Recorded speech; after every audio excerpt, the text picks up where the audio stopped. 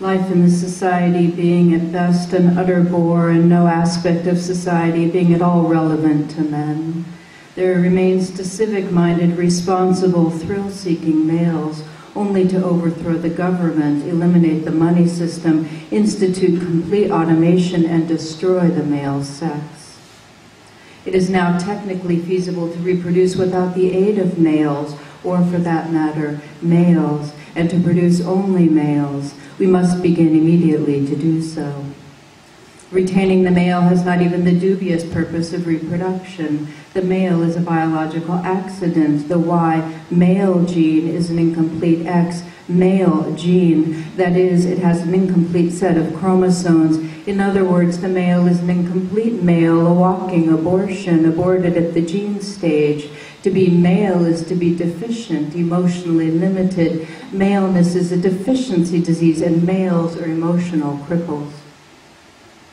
Although completely physical, the male is unfit even for stud service, even assuming mechanical proficiency, which few men have. He is, first of all, incapable of zestfully, lustfully tearing off a piece, but is instead eaten up with guilt, shame, fear, and insecurity, feelings rooted in male nature, which the most enlightened training can only minimize. Second, the physical feeling he attains is next to nothing. And third, he is not empathizing with his partner, but is obsessed with how he's doing, turning in an A performance, doing a good plumbing job. To call a man as an animal is to flatter him. He's a machine, a walking dildo. It's often said that men. Use them for what? Surely not pleasure.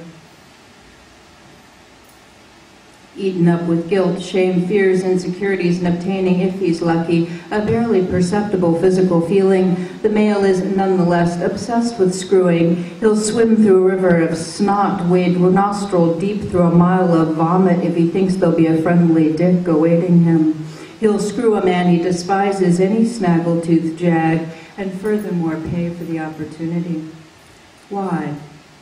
Relieving physical tension isn't the answer, as masturbation suffices for that. It's not ego satisfaction. That doesn't explain screwing corpses and babies.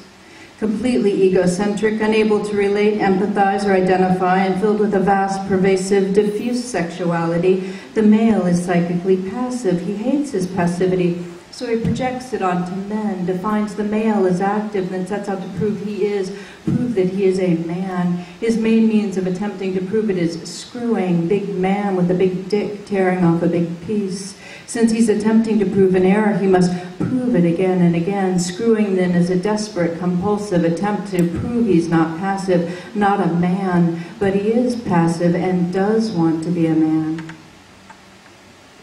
Being an incomplete male, the male spends his life attempting to complete himself, to become male. He attempts to do so by constantly seeking out, fraternizing with, and trying to live and fuse with the male, and by claiming as all his own all male characteristics, emotional strength and independence, forcefulness, dynamism, decisiveness, coolness, objectivity, assertiveness, courage, integrity, vitality, intensity, depth of character, grooviness, etc., and projecting onto men all male traits, vanity, frivolity, triviality, weakness, etc.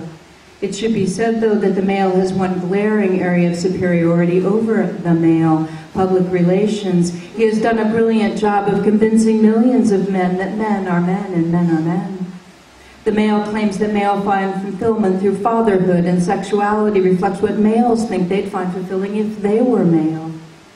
Men, in other words, don't have penis envy. Men have dick envy.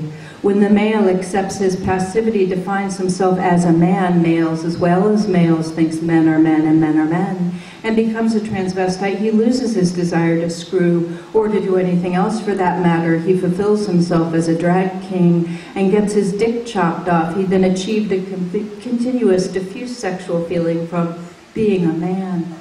Screwing is for a man a defense against his desire to be male. Having stripped the world of conversation, friendship, and love, the male offers us these paltry substitutes: great art and culture. The male artist attempts to solve his dilemma of not being able to live, of not being male, by constructing a highly artificial world in which the male is heroized, that is, displays male traits, and the male is reduced to highly limited, insipid, subordinate roles, that is, to being male. The male artistic aim being not to communicate, having nothing inside him, he has nothing to say, but to disguise his animalism, he resorts to symbolism and obscurity, deep stuff. The vast majority of people, particularly the educated ones, lacking faith in their own judgment, humble and respectful of authority, daddy knows best, or easily conned into believing that obscurity, evasiveness, incomprehensibility, indirectness, ambiguity, and boredom are marks of depth and brilliance. Great art proves that men are superior to men, that men are men, being labeled great art, almost all of which, as the anti-masculinists are fond of reminding us, was created by men.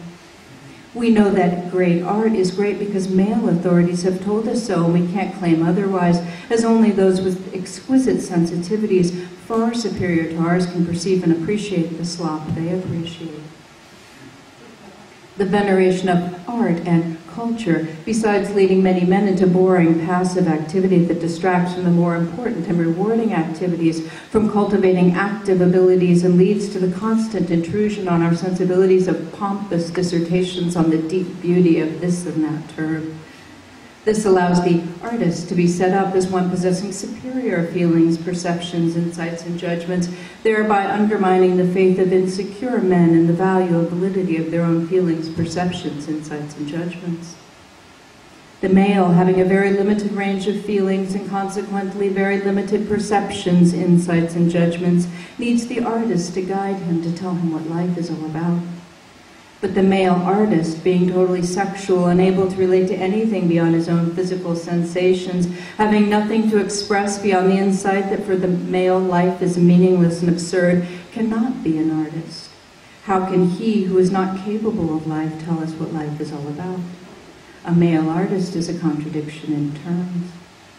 A degenerate can only produce degenerate art. The true artist is every self-confident, healthy male. And in a male society, the only art, the only culture will be conceited, kooky, funky males, grooving on each other and on everything else in the universe.